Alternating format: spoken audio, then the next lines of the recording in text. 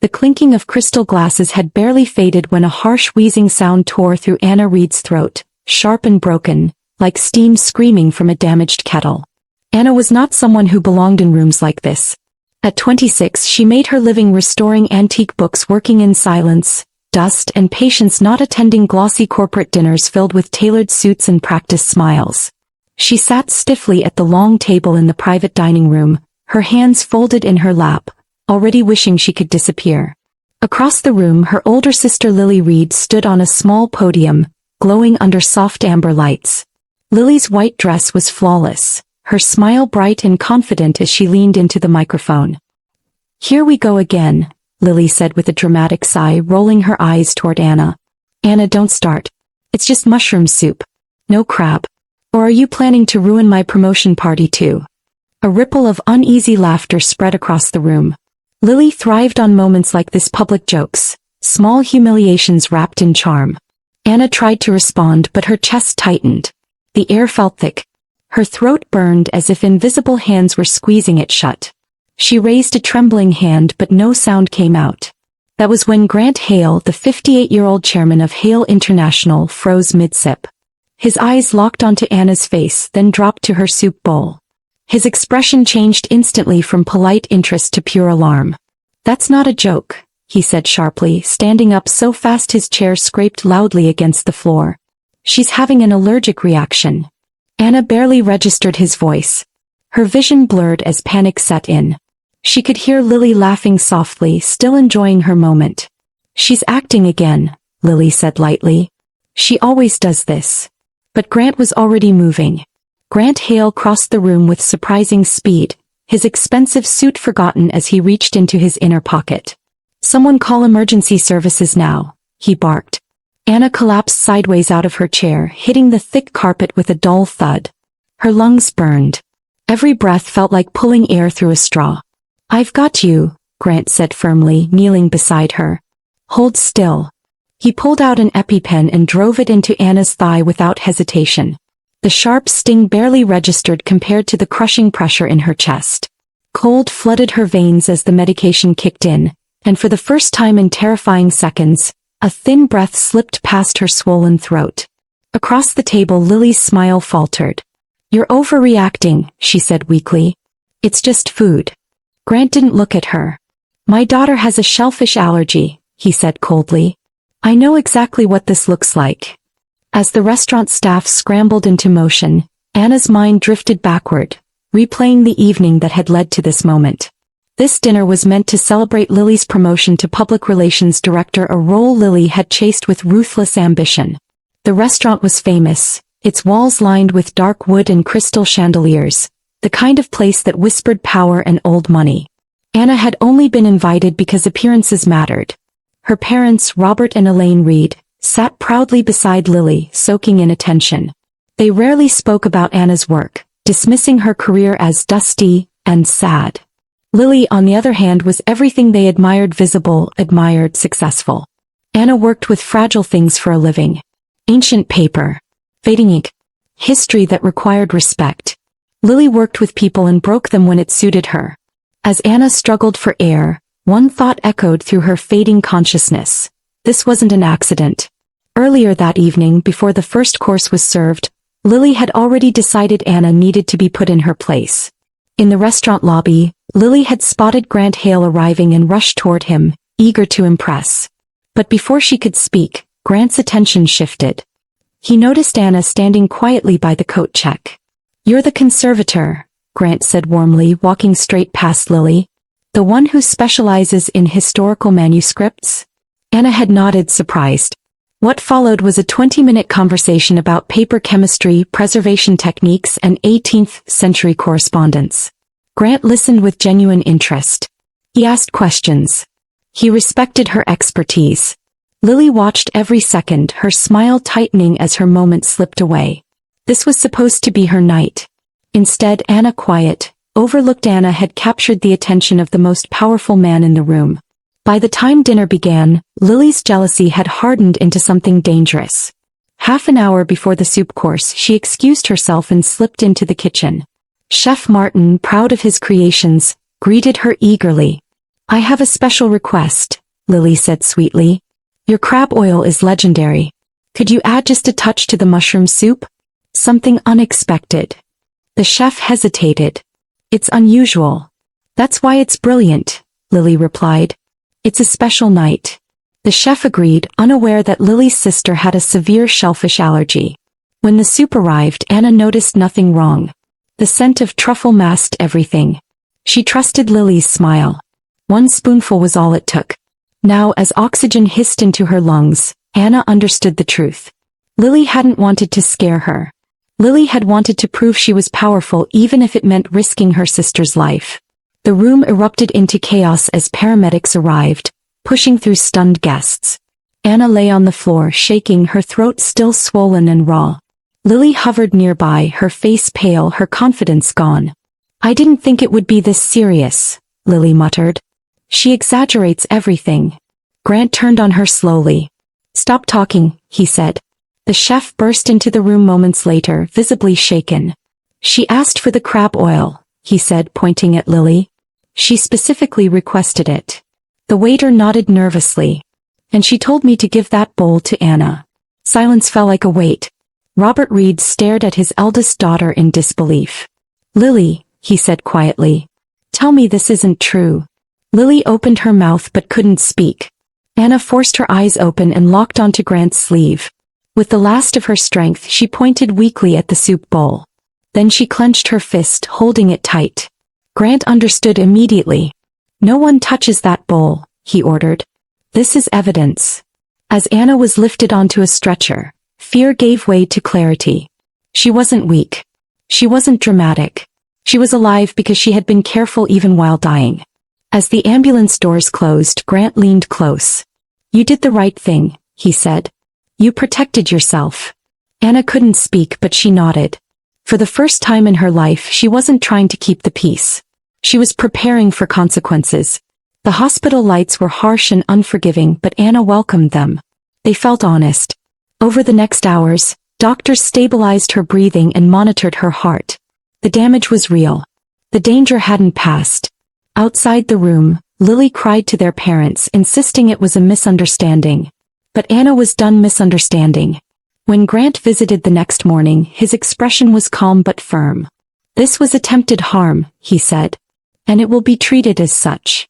Anna swallowed painfully and met his gaze. Not yet, she whispered. She wasn't asking for mercy. She was buying time. Because Anna Reed didn't explode. She preserved. She documented. She removed what was toxic slowly, carefully, and permanently.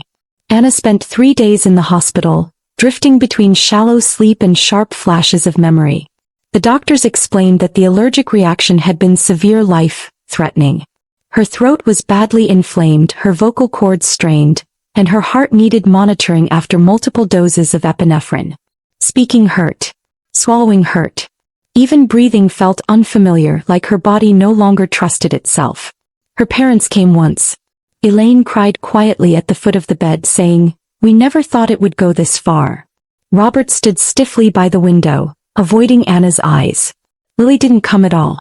On the second day, Anna asked the nurse for her phone. With trembling fingers, she called her lawyer, Mark Lewis. "I need you," she whispered hoarsely when he answered. "Where are you?" he asked, already alert. "The hospital," Anna said. "My sister poisoned me." There was a pause. "Tell me everything," Mark said. Anna did. Fully. Carefully. Every detail. The witnesses. The confession. When she finished, Mark exhaled. "Anna," he said quietly, "this isn't just a family issue. This is a serious crime." "I know," Anna replied. "But I don't want chaos. I want control." Mark understood immediately. "Then we move precisely," he said. "Like a scalpel, not a hammer." Anna closed her eyes, relief washing over her. For the first time, someone was taking her pain seriously, without excuses, without minimizing it. While Anna healed, Mark worked fast. He contacted the restaurant, securing written statements from the chef and the waiter before anyone could pressure them. Both confirmed Lily's request for crab oil and her instruction to serve it specifically to Anna. Grant Hale also provided a detailed statement. He described Anna's condition, the timing of the reaction, and his use of the EpiPen. Without immediate intervention, he wrote, she would likely have died. Anna read the draft from her hospital bed, her hands shaking not from fear but from clarity. This wasn't opinion. It was fact. Her parents called daily. Let's talk this through as a family, Elaine pleaded. Lily didn't mean it, Robert insisted. She made a stupid mistake. Anna said nothing. Silence was safer now. Lily finally sent a message. Can we please talk? This has gone too far. Anna stared at the screen, then turned the phone face down. When Mark visited again, Anna whispered, I want a settlement. He raised an eyebrow. Not criminal charges? Not yet, she said. I want accountability. Real consequences. How much? 900,000, Anna replied without hesitation. Mark studied her. That will destroy her financially. Yes, Anna said softly. It needs to. Mark nodded. Then we demand mediation. 3 weeks. Anna leaned back against the pillows. Good, she said. Let her think she's safe. 3 weeks later, Anna walked into the mediation room with slow, careful steps. Her voice was still rough, but her spine was straight. Mark walked beside her carrying a thick file. Lily arrived late, wearing gray and regret like a costume. Elaine and Robert flanked her, tense and defensive. Anna, Elaine said quickly, forcing a smile. You look better. Anna didn't respond. Lily leaned forward, eyes glossy. I'm sorry, she said softly. I never meant to hurt you. You meant to test me, Anna replied. That's not fair, Lily snapped, then caught herself. I mean, I didn't know it would be that bad. Mark opened his briefcase. We have evidence, he said calmly. Premeditation. Witnesses. Medical reports. Robert stiffened. Are you threatening us? No, Mark replied. We're informing you. He slid documents across the table. One by one. Each one heavier than the last. Lily's hands shook. You're really doing this? She whispered to Anna. Yes, Anna said. Elaine burst into tears. She's your sister. Anna looked at her mother with tired eyes. She tried to kill me. The room fell silent. The mediator cleared his throat. Let's discuss terms. Mark spoke first. $900,000. Full civil settlement. Non-disclosure agreement. Lily gasped. That's impossible. Then prison is the alternative, Mark said evenly. Robert slammed his hand on the table. You're tearing this family apart. Anna finally raised her voice, soft but steady. No. She did that. Lily stared at her. You're ruining my life. Anna met her gaze. You tried to end mine. The negotiation dragged on for nearly an hour. Bargaining. Pleading. Bigger. Tears. In the end the math won. Lily signed first, her signature uneven.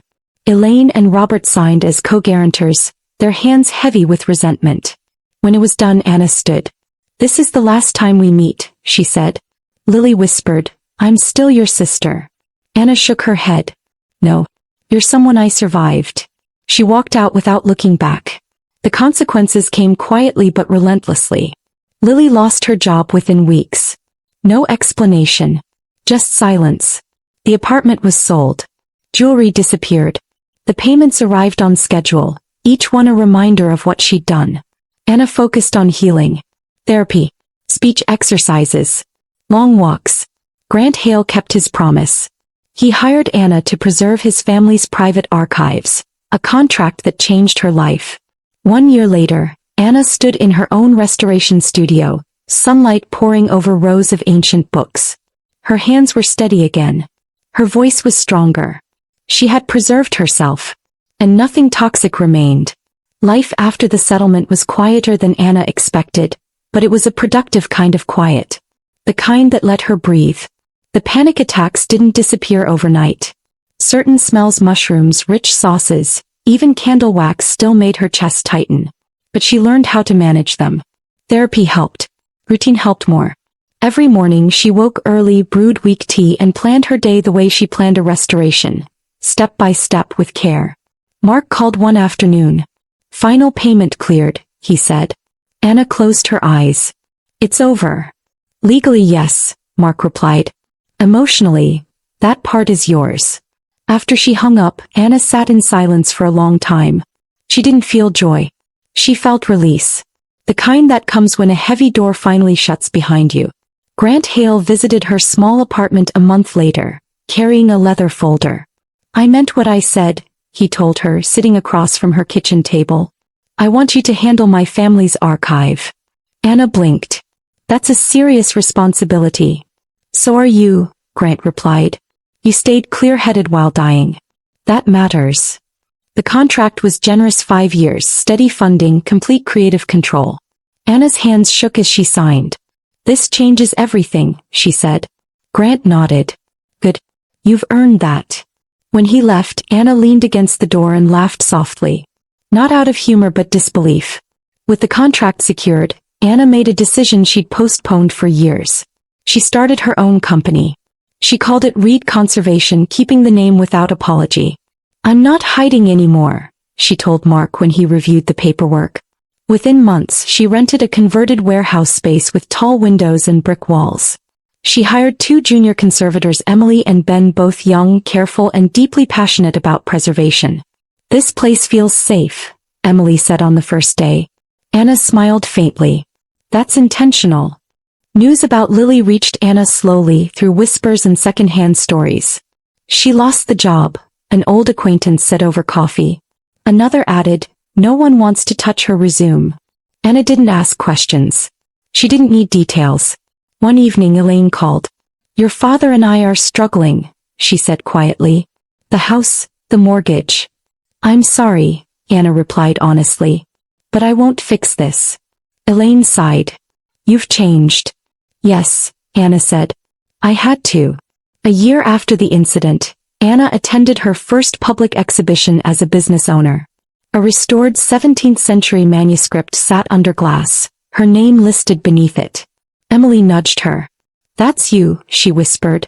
Anna stared at the display, feeling something warm settle in her chest. Pride. Grant approached with a smile. "You saved history," he said. Anna shook her head. "I saved myself." Grant laughed quietly. "That too." That night, Anna dreamed of the dinner party but differently. This time she stood up before the soup arrived. She walked out. The dream ended there. When she woke, her heart wasn't racing. She realized then that healing didn't mean forgetting. It meant remembering without breaking. Months later, Lily sent one final message. "I never thought you'd go this far." Anna stared at the screen, then typed back. "Neither did I." She blocked the number and set the phone down. No shaking. No tears. Reed Conservation grew quickly. Museums called. Private collectors followed. Anna worked late often, but she loved the silence, the honest kind. "Why books?" Ben asked one night. "Because they survive," Anna said. "Even when people don't treat them well." On the anniversary of the incident, Anna stood alone in her studio. Sunlight filtered through dust motes, glowing softly. She whispered, "I lived." The words felt solid. True. Anna no longer defined herself as the quiet sister or the overlooked daughter. She was a survivor. A builder. And someone who finally understood that protecting yourself isn't cruelty, it's wisdom. As Reed Conservation entered its second year, Anna's days settled into a rhythm that felt earned. Mornings were for assessment, examining bindings, measuring acidity, documenting damage. Afternoons were for repair. Evenings were quiet, often spent alone in the studio after Emily and Ben had gone home. The silence no longer felt lonely. It felt safe. One afternoon, Anna received an email from a national museum requesting a consultation. She read it twice, then forwarded it to Mark with a single line. "It's happening." He replied almost immediately. "Of course it is." The museum project brought attention. Articles followed. One headline read, "The conservator who turned trauma into legacy." Anna didn't like the phrasing, but she understood the interest. People liked redemption stories. Survival stories. At a panel discussion, a woman in the audience asked, "How did you find the courage to walk away from your family?" Anna paused before answering. "I didn't walk away," she said. "I stopped walking toward harm." The room fell silent, then erupted in applause. Her parents tried again that winter.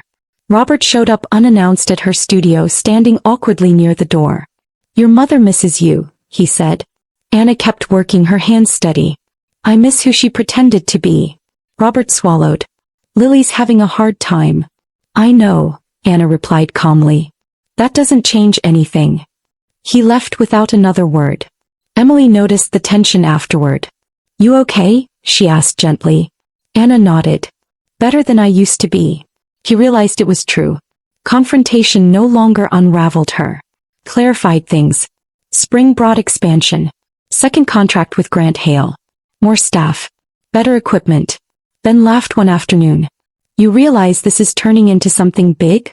Anna smiled. It already is. For the first time, success didn't scare her. Lily resurfaced briefly in gossip columns, nothing kind. A failed relationship.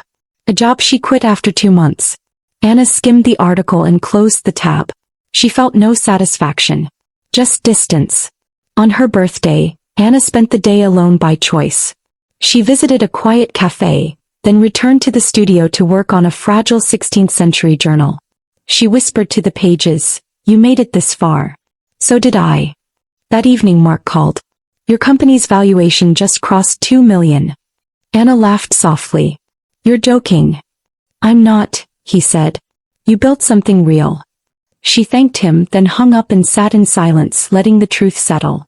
Anna began mentoring young conservators, teaching them not just technique but boundaries. Respect the material, she told them. And respect yourself. Don't let anyone rush or pressure you. They listened.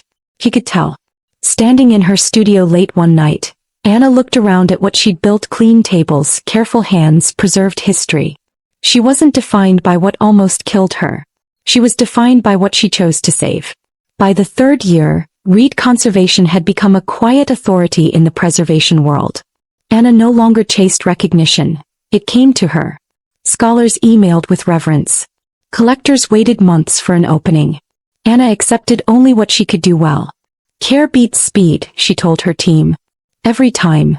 One afternoon, Emily brought Anna a small, damaged ledger. The owner says it's worthless, she said. Anna examined the brittle pages and smiled. They always say that, she replied. Until it survives. They worked side by side in silence, the kind that felt like trust. Grant Hale invited Anna to a private event celebrating the completion of his family archive. When he shook her hand, his grip was warm and steady. You turned history into a future, he said. Anna nodded. You gave me the chance. He shook his head. You took it. That night, Anna returned to her studio instead of attending the after-party. She preferred the company of paper and light. She set a manuscript beneath the lamp and began the slow work of repair. Each careful motion felt like a promise kept. Her parents stopped calling. The silence was final and clean. Anna felt no urge to fill it. Some gaps, she had learned, were not meant to be bridged. They were meant to protect you from falling back in. Lily's name appeared once more, this time in a small local listing. Telemarketing associate. No photo. No glamour. Anna closed the page and returned to her work. She wished Lily no harm. She wished herself peace. On the anniversary of the mediation, Mark sent a brief message. Still proud of you. Anna replied, Me too.